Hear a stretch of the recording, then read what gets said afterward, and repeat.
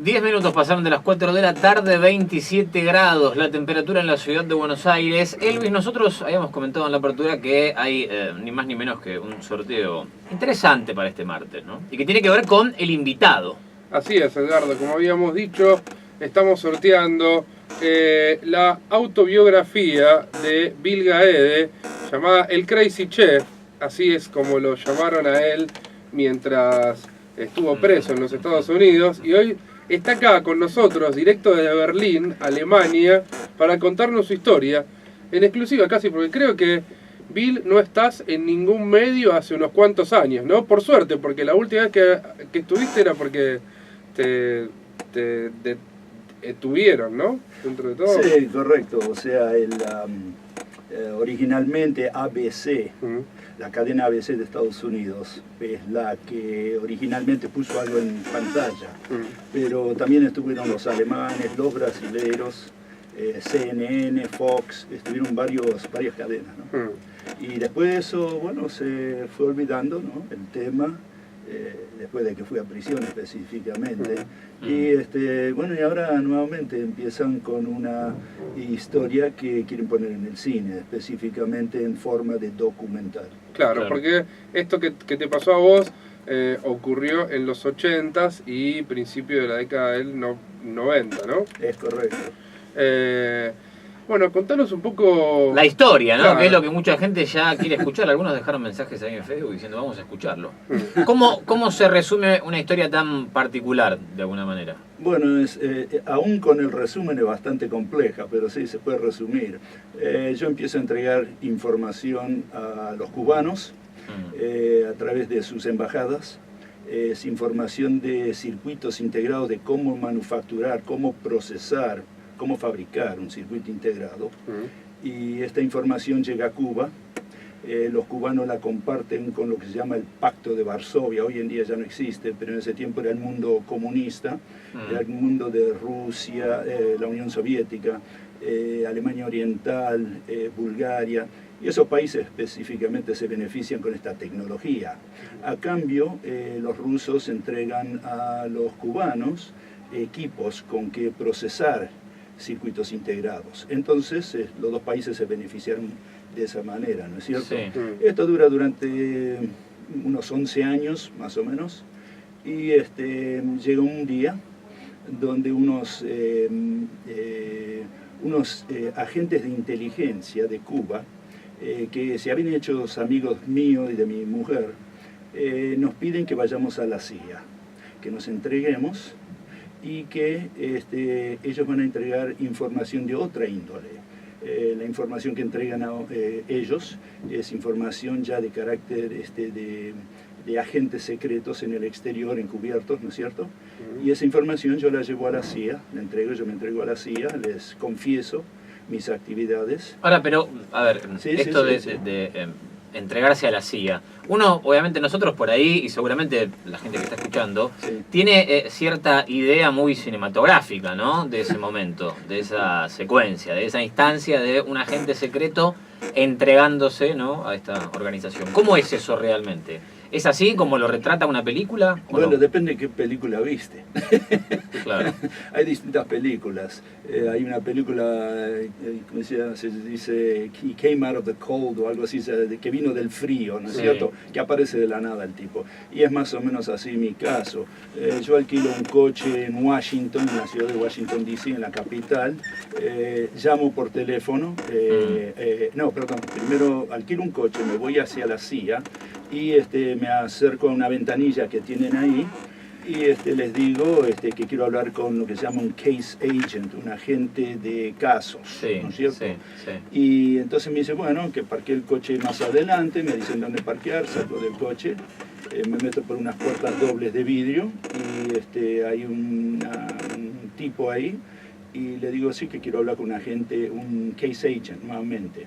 Y había otros tipos ahí parados, ahí al margen, y me dicen que les dé mi licencia, así que me identifico con ellos, y mientras tanto me dicen que yo, para hablar con un agente de esto, dice, si yo no tengo una cita tengo que ir al teléfono que está allá. Entonces agarré y fui a ese teléfono, levanté, me dieron el número, yo llamo y da siempre ocupado. A propósito, esto fue, o sea, me da ocupado, mientras tanto sacan una copia de mi licencia, me la devuelve y el tipo me dice que no puedo estar ahí más por razones de seguridad y me dice que me tengo que ir. Claro. Y me voy. Entonces después lo llamo desde la esquina, me dicen que hay un teléfono ahí en una estación de servicio, empiezo a llamar todo el día, pasé 10, 15 horas llamando, sí, todo el día. Y al final, cerca de la tardecita, eso, las 7 al final de la noche, porque me rechazaban, me decían de todo, me decían que no llame más, me decían de todo. Y finalmente una tipa un poco más amable me dice, bueno, sí, que está bien, que ya sabemos de usted y ya nos vamos a poner en contacto. Y yo le digo, ese no es el problema es que tengo cosas para entregar y no las quiero llevar de vuelta a Texas, donde yo vivía. Y entonces ella me dice, ¿tiene cosas para entregar? Digo, sí, tengo información para entregar. Entonces dice, bueno, entonces me hace una cita para las 10 de la noche y nuevamente voy con mi coche para allá, me hacen pasar por las mismas 2 puertas, esta vez había 2 tipos bien altos, 2 ursos que estaban al lado, y estaba la mujer, se notaba que era pequeña, del otro lado del mostrador, y bueno, ella me escucha mi historia, todo lo que yo hice, yo me confieso ante ella, sí. Le digo que tengo una cita, creo que eran Piedras Negras o ya no me acuerdo, nosotros teníamos cita con los cubanos siempre cerca de la frontera mexicana, y entonces ellos toman nota de eso, les doy un papelito, nosotros teníamos un papelito cuadrado hecho de arroz, y me lo tenía que comer si había un peligro o una cosa por el estilo, y en ese papelito tenían todo anotado, las citas alternas si fallaba algo, ¿entendés? Ese tipo de cosas. Y era un papelito muy chiquito, con una letra muy chiquitita, y uno se lo tenía que comer si había un problema. Claro, Nunca lo tuve que comer, pero por suerte, ¿no? Ese era el tema. Y bueno, yo me voy de allá, de la CIA, ese día, no me dicen nada, no me hacen nada, me voy de vuelta a Texas, y a los 45 días me aparece el FBI en la casa. ¿Y cómo fue eso?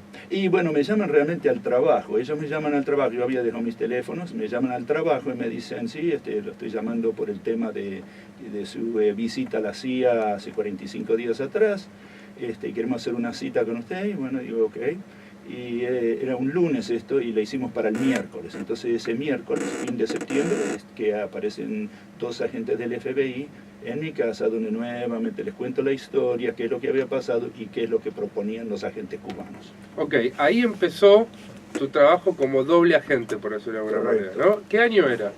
Esto es el año 1990, septiembre de 1992. Me acuerdo porque tuve que renunciar a mi compañía. Ok, ahora ya está planteado el tema, ya la gente que está escuchando sabe el nudo de la cuestión, para decirlo de alguna forma. Ahora, ¿qué estaba haciendo un argentino en Estados Unidos, ¿no? ¿Cómo llegaste ahí? Contanos un poco tu historia, porque vos salís del barrio de Lanús, ¿no? Correcto. Yo nací en Lanús. Claro. Naciste ahí, contanos un poco de dónde venís, qué hacías antes acá, cómo llegaste a los Estados Unidos. Bueno, el tema es así, yo nací en Lanús y a los 6 años de edad mi familia se muda a Estados Unidos. Ahí vivimos durante 6 años, del 59 al 65, y después nos volvimos todos a la Argentina. Y nos radicamos en el norte, en la zona de Villa Ballester. Y bueno, yo después del colegio empecé a trabajar en Entel, soy un operador internacional, de comunicaciones internacionales. Ahí trabajo durante 8 años y después de eso con mi mujer decidimos irnos a Estados Unidos. Nos vamos de turista y nos quedamos 30 años. Eso fue lo que ocurrió. Y ¿Qué año fue? Cuando nos fuimos, sí. En el 77, fue en la época de Videla. Claro. Y bueno, yo durante ese tiempo, el tiempo que estaba acá en la Argentina, yo era parte del sindicato de FOETRA, y bueno, andaba muy metido en política, andaba metido mucho en la izquierda, ¿no es cierto? ¿Eras militante de qué partido?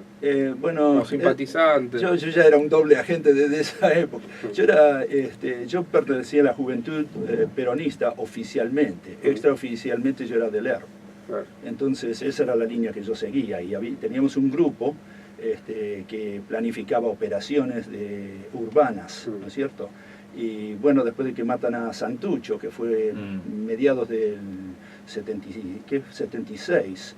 Es como que se cayó el movimiento de izquierdista en mi mente y bueno, no vimos más razón de quedarnos acá. Y yo le digo a mi mujer, le digo, vayamos a Estados Unidos, nos quedamos un par de años, hacemos un poco de plata, venimos, compramos una casa, ese tipo de cosas. Y bueno, nunca ocurrió. Nunca salen las cosas como uno las planifica. Ahora, en ir, instalarse allá y ya con todo el conocimiento, ¿no? o el bagaje que vos llevaste a Estados Unidos por toda tu experiencia en esa etapa de la Argentina, ¿cómo se hace para saltar de ahí, ¿no? a trabajar de esto? De agente, espía, doble agente. Claro, claro. Digo, ¿cómo es llegar justamente a esa instancia? Claro, porque aparte fue algo muy loco, ¿no? Fue casi como terminar siendo un doble agente, ¿no? Y contanos también qué fuiste a hacer allá. Bueno, el tema, yo fui allá simplemente a trabajar, ¿no es cierto? Y trabajaba a la par junto con los mexicanos en los campos, ¿no? Así empezamos. Trabajo de inmigrantes, de alguna manera. Exactamente, porque el problema era la documentación. Tuvimos que falsificar mucha documentación para poder estar en los Estados Unidos. Claro. Especialmente el número de tarjeta de seguridad social, que era un problema serio en esa época, conseguirlo. Hoy en día es peor, ¿no? Pero en ese tiempo ya era bastante difícil, ya había cambiado la mano. Tanto es así que hay una anécdota interesante. Mi esposa no podía conseguir el número de tarjeta de seguridad social y yo ya lo había conseguido para ese momento a nombre mío. Yo tenía unas tarjetas falsas, pero yo después, al final conseguí mi propio número, pero ella no tenía uno. Entonces lo que hicimos es llamar a mi mamá acá en la Argentina y le pedimos el de ella. Entonces yo terminé en un caso de incesto, donde termino casado con mi vieja, porque Nila durante muchos años usó la tarjeta de seguridad social de mi mamá. Y allá no había ese problema en ese tiempo de cuánta edad tenía ni nada, con eso lo podía trabajar sin problema. Claro. La cuestión es que nos mudamos hacia California, y ahí en California entramos a trabajar a base, ¿no? O sea, empezamos como operadores en AMD. Nos toman a los 2 días de haber llegado. Llegamos un jueves, el sábado ya estábamos, yo ya estaba trabajando, ella empezó 2 semanas más tarde. Y los dos trabajamos en la empresa durante 14 años. Y durante ese tiempo yo estudié ingeniería y al mismo tiempo trabajaba y eventualmente me nombran ingeniero, lo que se llama ingeniero de proceso.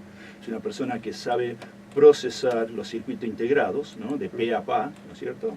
Entonces yo me interesé, me gustaba mucho primero, y un día, fue alrededor del año 81 por ahí, bueno, empecé a sacar cosas de la empresa con la idea de que por ahí podría beneficiar al mundo socialista. Yo no había perdido mis ideales. Y bueno, y fui juntando material por 2 años, del 81 al 83 más o menos, estuve juntando material y digo, ¿qué hago con todo esto? Y un día se me ocurrió, digo, voy a ir a la embajada cubana y me voy a presentar ante ellos, les voy a decir que les quiero cooperar y eso es exactamente lo que hice. En un viaje que hicimos a la Argentina, que fue en diciembre del 83, yo me llevo todo este material y algún material, no todo el material, pero un ejemplar, un buen ejemplar, se lo presento ante un cónsul de nombre Álvarez, René Álvarez, y él me escucha y claro, está sorprendido, me ve rubio, así ojos celestes y dice, bueno, debe ser un yanqui que viene a invertir a Cuba y resulta que yo venía a entregarle información. Y él se sorprende tanto que no hace nada. Y no es hasta 1 año y medio más tarde, hasta el año 85, que al final voy por segunda vez, esta vez a la sección de intereses cubanas que estaba en Washington, D.C., en la embajada checoslovaca. Ahí estaba la sección de intereses de Cuba. Yo me presento ante otro Álvarez, Felipe Álvarez, que trata el asunto de forma totalmente distinta. Y él dice, oh sí, tenés información, le traje una caja llena de información en mi coche, se las di, 6 meses pasaron y vino alguien a mi casa. Y esa persona me dice, mira, tenemos interés, queremos encontrarnos con vos en México. Dice, vos viajas a México, guarda tus recibos, vamos a reembolsar. Cuando llegues allá vas a conocer al, ¿cómo se llama? Manejador, no sé cómo le dirán los cubanos, en inglés es el case manager también, un controller, le dicen controlador. Y viaja a México, te vas a encontrar en tal lado, en el cine Cosmos, en la avenida San Cosme. Y me voy para allá y efectivamente aparece un cubano Con lo cual vamos a trabajar, mi mujer está involucrada también por los próximos 2 años. Claro, y ahí, sí, digamos, se inicia toda la relación de Agente para Cuba. Correcto, pero lo que ocurrió también interesante en ese tiempo es que justo AMD tenía problemas en mantener su imperio en California y lo estaba mudando, lo estaba trasladando a Texas. Y entonces en Texas justo nos trasladan en ese mismo año, que fue el año del 86, esto fue alrededor de marzo, abril del 86.